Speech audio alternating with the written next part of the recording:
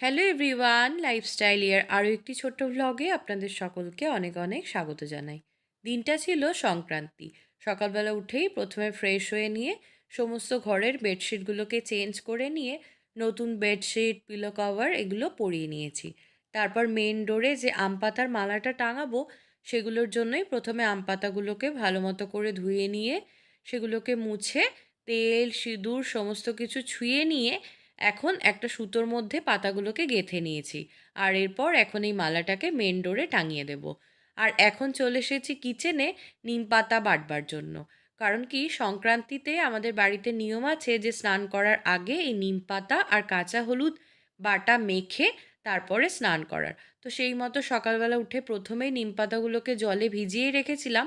এখন এই কাঁচা হলুদের সাথে মিশিয়ে এগুলোকে বেটে তারপরে মেখে যাব স্নান করতে। স্নান টান সেরে পুজো দিয়ে চলে এসেছি এখন সোজা কিচেনে। আর আজকে আমাদের দুপুরের মেনুতে প্রতি বছরের মতো এবছরও বানিয়েছি ডালের বড়া দিয়ে পাঁচনের তরকারি।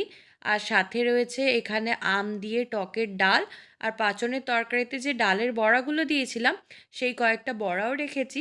আর সাথে রয়েছে আমের চাটনি। তো এই হচ্ছে আজকে আমাদের সংক্রান্তির দিনে দুপুরে লাঞ্চের মেনু। চলুন এখন খাওয়া দাওয়াটা সেরে নিই। আর সাথে সাথে আজকের এই ভ্লগটাও এখানেই শেষ করছি। ভ্লগটা আপনাদের কেমন লাগলো অবশ্যই কমেন্টে জানাবেন। ভালো লাগলে একটি লাইক করবেন। সকলে ভালো থাকবেন, সুস্থ থাকবেন, সাবধানে থাকবেন। দেখা হচ্ছে আপনাদের সাথে খুব শিগগিরই পরবর্তী নতুন ভ্লগ নিয়ে। টাটা।